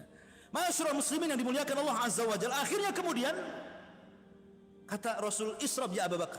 Minum wahai Abu Bakar. Kata Abu Bakar, "Bal anta syrab ya Rasulullah." Bahkan engkau yang minum. Bahkan engkau yang minum wahai Rasul. Kata Rasul, akhirnya Rasul minum. Setelah minum 1 kali diberikan kepada Abu Bakar. "Bal isyrab ya Rasulullah." Minum lagi wahai Rasul, minum lagi. "Bal isyrab ya Rasulullah." Minum lagi. Apa kata Abu Bakar? "Lamma ra'aitu an-nabiyya sallallahu alaihi wasallam yashrab, thumma yashrab hatta rawaitu," katanya. Ketika aku melihat Rasul minum, kemudian minum, hilang dahagaku, katanya. Kok aneh? Orang lain yang minum dia hilang dahaga. Kalau kita lagi ngelak nih, ya kan? Antum lagi haus ngelak gitu ya. Tengok ada minum es itu, kelak. Kapan ini orang ini ngasih es sama saya? Kan begitu ya. Ini aneh gitu Abu Bakar ini. Melihat Nabi minum, kok hilang dahaganya? Kenapa? Saking senangnya. Begitulah orang yang disenangi. Orang kalau sudah cinta itu subhanallah ikhwan, bisa gila orang itu kalau cinta. Makanya ada namanya Laila Majnun, kan itu ya. Antum pernah dengar cerita Laila Majnun? Laila nama perempuannya, Majnun nama laki-lakinya. Maka disatukan Laila Majnun. Ini si Majnun ini kalau datang di malam hari senang. Kenapa? Karena malam bahasa Arabnya apa? Lailun. Berarti pacarnya ada di malam hari. Kalau datang siang nggak suka dia, karena bahasa Arabnya siang itu naharun, nggak menyebut pacarnya. Jadi kalau malam hari senang, kenapa? Datang Laila. Jadi suatu ketika si Majnun ini berburu, dia lapar, berburu dia, betul-betul ingin cari makan, ambil busur, ambil panah, masuk ke hutan, adalah di itu menjangan itu. Untuk tahu menjangan itu, kijang. Di panah itu kena, ya. Akhirnya ditangkap. Ketika mau disembelih, diperhatikan matanya. Kok matanya sama dengan mata Laila, katanya. Dilepas, makanya Majnun, kan itu. Gara-gara mata si kancil seperti mata kekasihnya, dilepas dia, kan gitu. Itulah Majnun. Majnun itu artinya sinting. Ya. Masyarul muslimin yang dimuliakan Allah Azza wa Jalla. Jadi orang kalau sudah cinta itu bisa gila. Ya. Bisa nggak terasa apapun gitu. Lihat kecintaan Abu Bakar kepada Rasul itu kan luar biasa gitu. Karena saking senangnya Rasul itu hilang hausnya, dia pun jadi hilang sendiri hausnya. Itulah kecintaan yang luar biasa, tidak dimiliki siapapun kecuali Abu Bakar kepada Nabi Shallallahu Alaihi Wasallam. Nah, itulah perjalanan hijrah itu. Sampai akhirnya sampailah Nabi Shallallahu Alaihi Wasallam di Kuba. Di Kuba inilah Nabi Shallallahu Alaihi Wasallam mendirikan masjid pertama kali. Namanya Masjid Kuba. Kemudian Nabi SAW ketika itu lewat di sebuah kabilah bertepatan dengan hari Jumat, maka Rasul pun melaksanakan Jumat pertama di situ. Sebenarnya sebelumnya sudah ada Jumat. Sebelum Rasul melaksanakan Jumat di Madinah sudah pernah dilaksanakan Jumat, jumlahnya 40 orang. Makanya kenapa dalam mazhab Syafi'i salat Jumat itu harus 40 orang. Kalau tidak, maka tidak sah Jumatnya. Karena Jumat yang pertama, kalau nggak salah As'ad ibn Zurarah yang diutus Nabi Shallallahu Alaihi Wasallam ke Madinah gitu kan. Kemudian diarahkan nanti kalau hari Jumat kau sholatlah Jumat di sana. Maka kemudian As'ad ibn Zurarah ini melaksanakan sholat Jumat pertama di Madinah sebelum Rasul datang ke Madinah. Dan jumlahnya 40 orang. Makanya dalam mazhab Syafi'i sholat Jumat itu harus 40 kan? Tidak boleh lebih. Boleh lebih tapi tak boleh kurang. Kalau kurang mereka sholat duhur lagi. Tidak sah dianggapnya. Karena berpatokan dengan Jumat yang dilakukan pertama kali jumlahnya 40 orang. Ya. Kuat dalilnya sebenarnya. Ya, ada dalilnya 40. Lah antum yang membolehkan di bawah 40 mana dalilnya? Hah? Yang membolehkan di bawah 40 itu mana dalilnya coba? Ini dalilnya 40 loh ya. Masyarul muslimin yang dimuliakan Allah Azza wa Jalla, jawab sendiri. Kita sedang menjelaskan sejarah bukan fikih. Baik. Kemudian setelah Nabi SAW sampai di Kuba, kemudian melaksanakan Jumat juga di situ yang kedua kalinya setelah sahabat, kemudian baru mengarah ke kota. Setelah sampai kemudian di kota, Rasul pun membangun masjidnya dan juga rumahnya.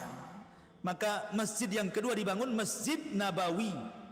Ya, yang pertama Masjidil Haram pahalanya luar biasa. Antum sholat di Masjidil Haram itu sama satu kali sholat di sana 100.000 kali sholat di Muhajirin. Maka gitu ya. Antum sholat sekali saja sholat duhur di sana, berarti sama dengan sholat duhur di Muhajirin ini 100.000 kali sholat duhur di sini. Kan itu. Makanya sayang kadang-kadang saya ini heran orang yang umroh haji diperbanyak jalan-jalan di sana itu. Umroh memang sebentar saja 2 jam selesai kelar umroh itu. Loh kenapa visanya 10 hari gitu kan? Jalan-jalan. Dia nggak mikir sholat satu kali sholat di Masjidil Haram itu sama dengan 100.000 kali sholat kan? Coba kok dia pakai sholat terus berapa banyak tuh pahalanya tuh? Di Masjid Nabawi kurang 500 kali sholat. 1.000 kali sholat, afan. Baru di Masjid Al-Aqsa 500. Ini 100.000. Yang 100.000, yang 1.500 kan? Makanya Masjidil Haram itu kenapa Rasul sayang dengan tanah haram, ketika hijrah saja dia nangis. Sampai mengatakan, tidak ada tanah yang lebih baik dari engkau wahai tanah haram. Kalaulah bukan karena kaumku mengusirku, ngapain aku harus pergi dari sini, kata Rasul. Saking cintanya dengan tanah haram. Masyarul muslimin yang dimuliakan Allah Azza. Intinya bahwa Rasul kemudian membangun masjid. Lah hadislah Nabi SAW mulai menggerakkan dakwah di kota Madinah. Terjadi banyak peperangan. Umrah Nabi SAW sampai 4 kali. Kemudian mulai mempersaudarakan Muhajirin dan Ansar. Bla bla bla bla, banyaklah kisahnya. Sampai ketika Nabi SAW di usia 63 tahun tepat di hari Senin, tanggal 12 bulan Rabiul Awal tahun 11 Hijriah, maka Nabi SAW meninggal dunia. Kenapa saya akhiri dengan ini? Karena sudah pas di jam 9. Ya, tidak ada tanya jawab. Mudah-mudahan ada manfaatnya. Subhanakallahumma bihamdika asyhadu an la ilaha illa anta astaghfiruka wa atubu ilaik. Allahu ta'ala. Assalamualaikum warahmatullahi wabarakatuh.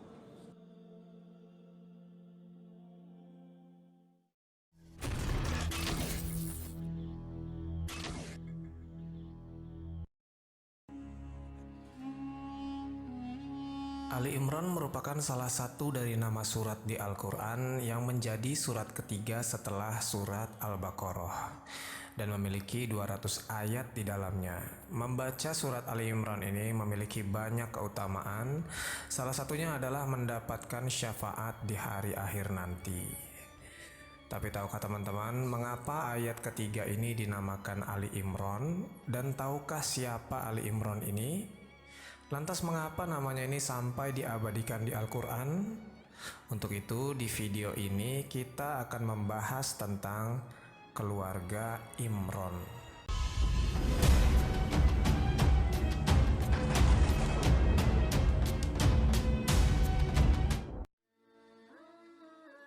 Bismillahirrahmanirrahim. Assalamualaikum warahmatullahi wabarakatuh. Sobat Jazirah Ilmu yang dimuliakan Allah, semoga kita selalu dalam keadaan sehat walafiat. Amin ya Rabbal Alamin. Ali Imran ini jika diterjemahkan, Al atau Ali itu artinya keluarga atau pengikut. Singkatan dari Al seperti Al-Sunnah artinya pengikut sunnah. Dan Al juga bermakna keluarga, disingkat menjadi Al. Terus jika keduanya digabungkan memiliki arti Ali Imran atau keluarganya Imran. Maka siapakah Imran ini? Ada dua perbedaan pendapat dari para ulama mengenai siapakah keluarga Imran ini. Pendapat pertama mengatakan keluarga Imran ini adalah keluarganya Nabi Musa alaihissalam karena Musa bin Imran. Imran ini bapaknya dari Nabi Musa alaihissalam. Sementara pendapat yang kedua mengatakan bahwasanya yang dimaksud dengan Ali Imran ini adalah bapaknya Maryam, Isa ibnu Maryam binti Imran, kakeknya Nabi Isa alaihissalam atau bapaknya Maryam. Wallahu alam bisawab.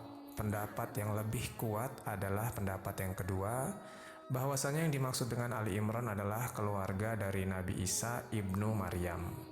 Karena melihat dari urutannya, di Al-Quran setelah Allah bercerita tentang keluarga Imran, kemudian Allah lanjutkan ceritanya mengenai Maryam dan Isa. Makanya sekarang kita akan bahas Ali Imran ini dengan sudut pandang keluarganya Nabi Isa. Kisah ini terdapat di dalam Al-Quran surat ketiga. Karena beberapa isi dari Al-Quran memang sebagian menceritakan tentang sejarah, dan sejarah yang diceritakan Al-Quran adalah sejarah yang paling akurat. Karena Al-Quran bersumber dari sang pemilik sejarah, Allah Subhanahu wa Ta'ala. Bahkan ada beberapa sejarah yang tidak bisa dituliskan oleh manusia, namun di Al-Quran ini ada. Bayangkan saja, siapa yang sanggup menuliskan sejarah dari penciptaan Nabi Adam kalau bukan Allah saja yang dapat menceritakannya? Teman-temanku seiman, kita mulai saja kisahnya. Imran adalah orang soleh di kalangan Bani Israel ketika itu. Namun Imran ini bukan nabi, melainkan hanya orang yang bertauhid kepada Allah. Imran memiliki seorang istri bernama Hannah. Hannah ini punya bapak bernama Fakuza. Jadi Hannah binti Fakuza sanapnya. Nah, Hannah ini punya saudara perempuan yang menjadi istri dari Nabiullah Zakaria. Nabi Zakaria ini adalah nabi yang ketika itu dikenal sebagai ahli ilmu yang berdomisili di suatu tempat ibadah dan hidupnya difokuskan untuk mengabdi kepada Allah Subhanahu wa Ta'ala. Yang waktu itu ahli ilmu ini tugasnya mengurus tempat-tempat ibadah, sehingga dari garis keturunan ini Hannah ini adalah iparnya dari Nabi Zakaria. Suatu hari ketika Hannah sedang berteduh di bawah sebuah pohon, ia melihat ada induk burung yang sedang memberi makan anaknya. Dari sinilah timbul hasrat dari Hannah ingin punya anak lagi. Lantas Hannah berdoa kepada Allah untuk diberikannya keturunan. Perlu diketahui teman-teman, ketika Hannah minta diberikan keturunan kepada Allah, saat itu ia usianya sudah sangat tua dan sudah tidak mungkin lagi untuk punya anak, dikarenakan sudah dalam masa menopause, sudah tidak haid lagi. Namun setelah Hannah selesai berdoa, saat itu juga Allah langsung mengabulkan doanya tersebut. Hingga pada akhirnya Hannah pun langsung haid. Setelah ia selesai masa haid, kemudian suaminya menggaulinya dan hamillah si Hannah ini. Ketika dalam masa kehamilannya, Hannah berdoa kepada Allah, "Ya Rob, aku bernazar kepadamu, apa yang ada di dalam perutku ini akan menjadi seorang lelaki atau pelayan di Baitul Maqdis." Yang dimaksudkan dengan pelayan adalah seorang pengurus atau alim ulama untuk Baitul Maqdis. Jadi sebelum anaknya dilahirkan, Hannah sudah menyerahkan anak tersebut untuk hanya fokus dan meninggalkan segala sesuatu yang berbau dunia dan senantiasa hanya beribadah kepada Allah saja selama hidupnya. Inilah ungkapan rasa syukur Hannah kepada Allah karena bisa mengandung dan akan segera mempunyai anak.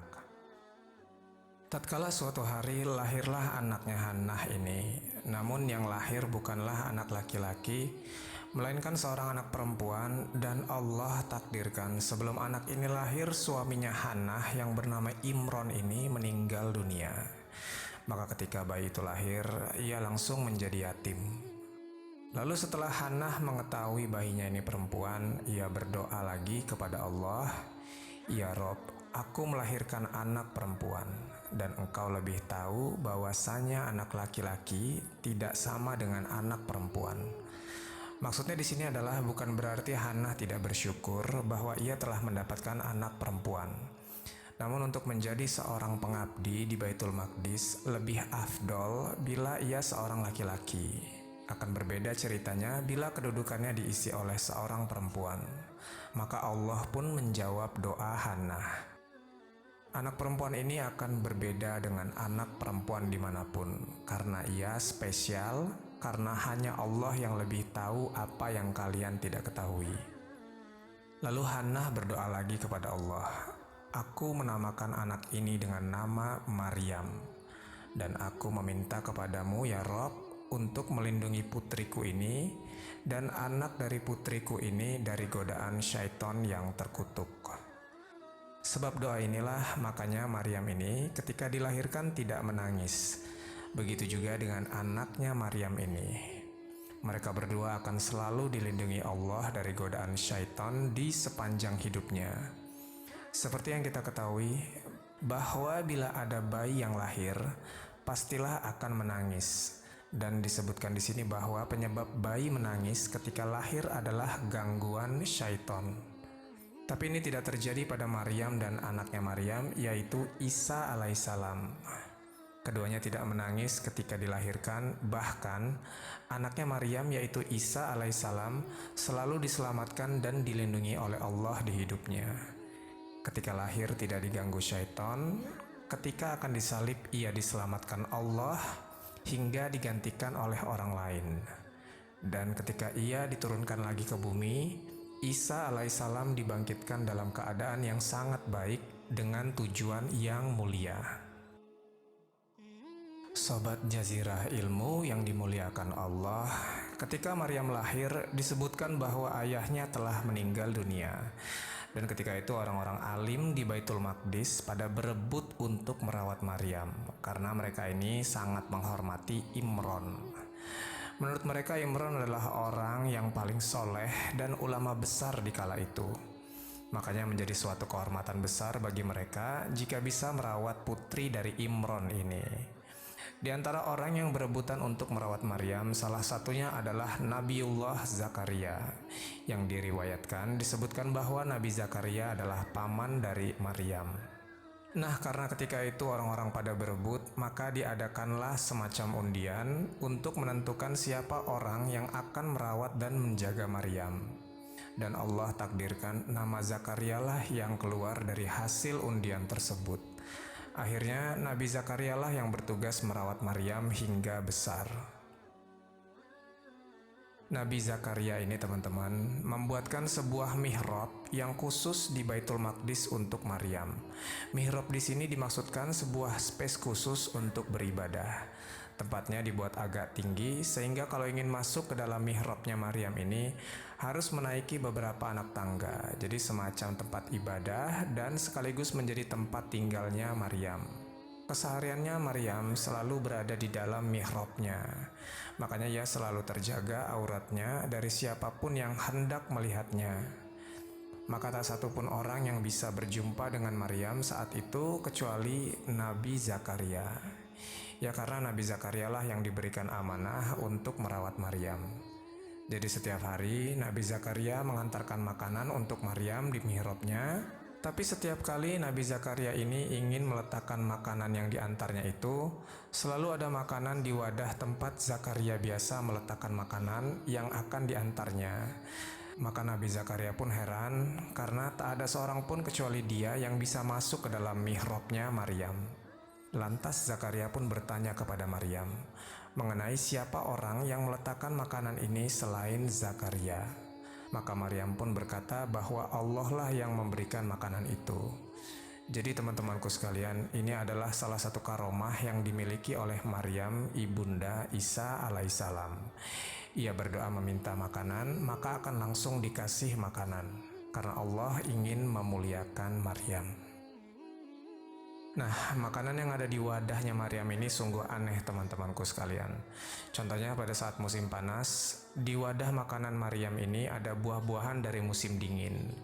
Terus ketika tidak sedang dalam masa panen pada buah-buahan tertentu, tapi di wadahnya Maryam ini malahan ada buah itu, sedangkan dicarinya saja sangat sulit, dikarenakan tidak sedang dalam masa panen. Jadi begitulah Allah menunjukkan kekuasaan dan kasih sayangnya kepada hambanya.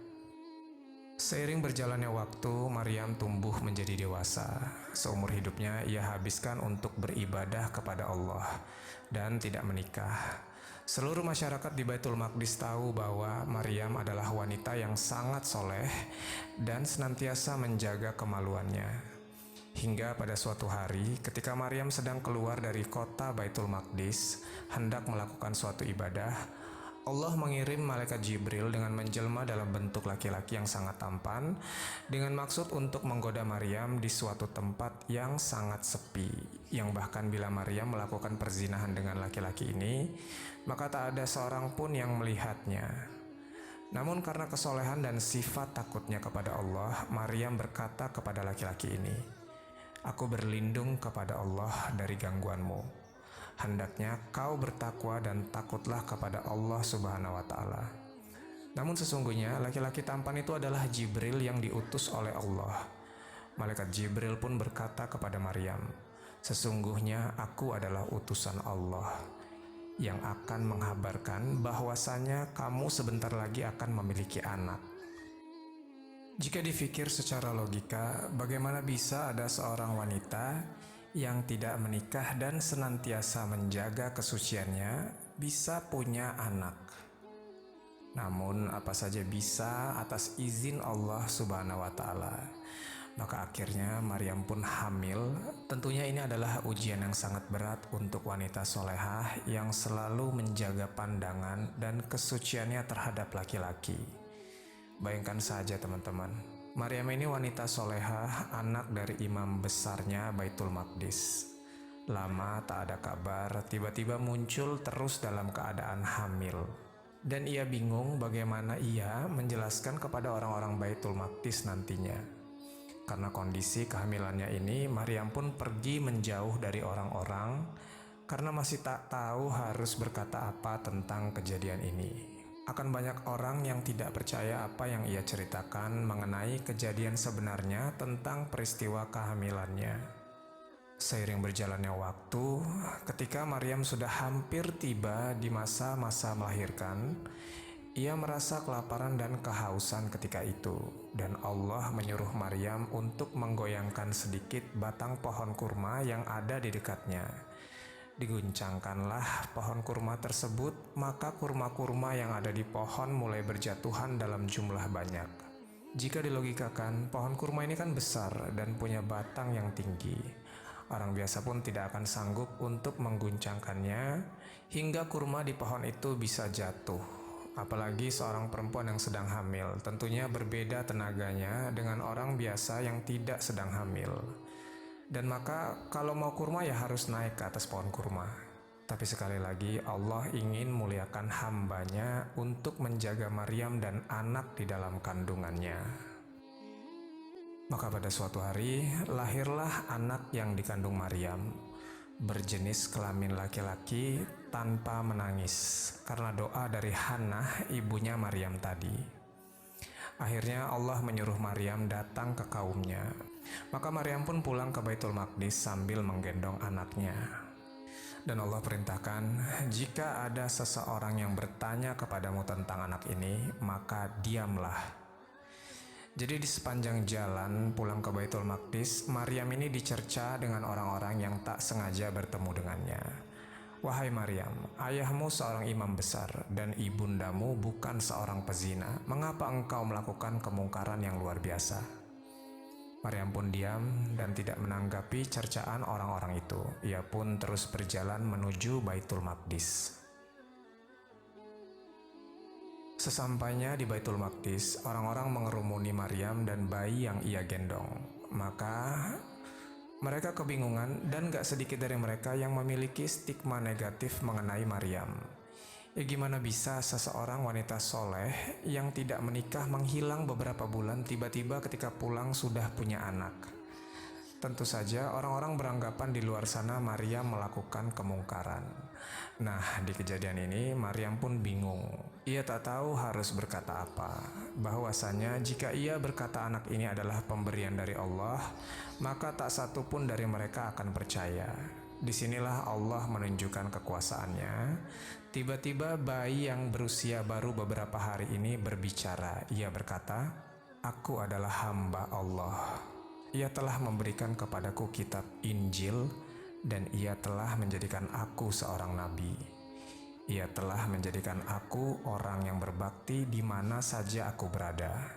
Dan ia mewajibkan aku sembahyang dan membayar zakat selama aku hidup.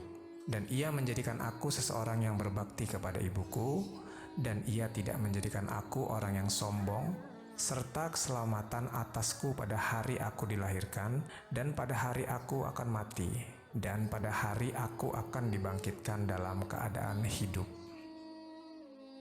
Dan perkataan inilah yang membantah bahwasanya Nabi Isa bukan anak Tuhan, apalagi yang menganggapnya sebagai Tuhan. Nabi Isa adalah manusia sama seperti kita yang diwajibkan sembahyang dan membayar zakat. Bayi ini yang kelak akan menjadi seorang Nabiullah yang senantiasa bertauhid dan di akhir zaman akan dibangkitkan untuk membunuh Dajjal. Insya Allah di lain kesempatan kita akan membahas kisah hidup tentang Nabi Isa di video yang berbeda.